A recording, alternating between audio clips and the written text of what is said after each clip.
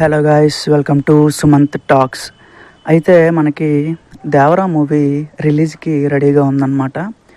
So దగ్గరకు వచ్చేసింది, almost మరికొన్ని రోజుల్లో రిలీజ్ అయిపోతుందన్నమాట.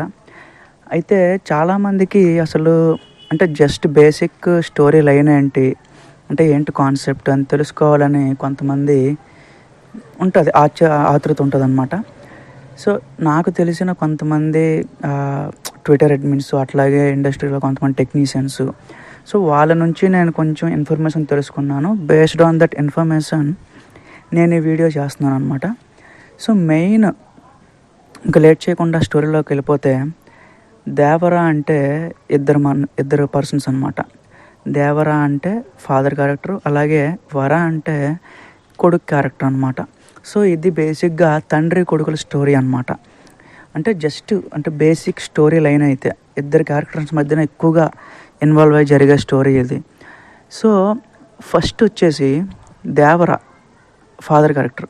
సో అతను అలాగే బైరా ఇద్దరు ఒకే విలేజ్లో ఉంటారనమాట. అదేంటంటే ఇప్పుడు ఫిషర్మెన్స్ ఉంటారు కదా, సో ఆ కేటగిరీలోకి వస్తారనమాట. సో వీళ్ళిద్దరూ ఎప్పట్లాగే వీళ్ళ పనులు చేసుకుంటూ హ్యాపీగా అలా చిన్న చిన్న గొడవలు చేసుకుంటూ అలాగా వీళ్ళు బతుకుతూ ఉంటారు. అయితే బైరాకి సడన్గా ఒక అవుట్సోర్స్ అంటే వేరే ప్లేస్ నుంచి ఒక మనిషి నుంచి కాంటాక్ట్ వస్తుంది. ఏంటంటే సముద్రంలో ఒక షిప్ వెళ్తూ ఉంటుంది. ఆ షిప్లో కొన్ని ఐటమ్స్ అంటే డ్రగ్స్ అన్నమాట. అవి నువ్వు మాకు తీసుకొచ్చి ఇస్తే మీకు కొంత అమౌంట్ ఇస్తాను అని చెప్పి బైరాకి వాళ్ళు ఆఫర్ ఇస్తారనమాట. సో బైరా వచ్చి దేవరాకి చెప్పగానే దేవరాకి ఈ విషయం నచ్చదనమాట. సో అది తప్పు, ఆ పని మనం చేయకూడదు, ఇది కరెక్ట్ కాదు అని చెప్పి దేవరా వద్దని చెప్పేస్తాడు. సో దేవరా ముందు ఎదిరించలేక, సరే దేవరా నీ ఇష్టమే, నువ్వు ఇక్కడ ఉన్నంత వరకు అలాంటి పనులేవి జరగవు అని చెప్పి అబద్ధం చెప్తాడు. సో దేవరా లేనప్పుడు ఆ డ్రగ్స్ని ఊర్లోకి తీసుకొచ్చి దాన్ని కొంచెంగా స్ప్రెడ్ చేస్తాడనమాట. అలాగే ఆఫర్ అంతా కూడా ఇల్లీగల్గా దేవరాకి తెలియకుండా ఆ పనులన్నీ చేస్తాడనమాట బైరా. సో ఒకరోజు ఏం జరుగుతుందంటే, దేవరాకి ఈ విషయం తెలిసిపోద్ది. తెలిసిన వెంటనే బైరాని చంపేస్తాడన్న భయంతో బైరా దేవరా మీద ఒక తప్పుడు ఆరోపణలు పెట్టి ఊరి నుంచి వెళ్ళిపోయేలా చేస్తాడనమాట, వెళ్ళగొడతాడు. అంటే అది దేవర తప్పేం ఉండదు, బట్ ఊరు ప్రజలందరి దృష్టిలో దేవరాని బ్యాట్ చేసి దేవరాని ఊరు నుంచి బయట పంపించేస్తారనమాట. సో అదే మెయిన్ ప్లాట్ అదేనమాట. ఎప్పుడైతే దేవరా సముద్రంలోకి వెళ్ళిపోయాడో, అంటే సముద్రంలో కంటే వేరే దీవిలోకి, వేరే ప్లేస్లోకి వెళ్ళిపోయాడో, అప్పటి నుంచి ఈ బైరా ఇంకా ఎక్కువైపోతాడు. ఇతని పనులు, ఇతని క్రూరత్వం అన్నీ కూడా. సో దేవరాకు ఉండే కొడుకే వర అనమాట.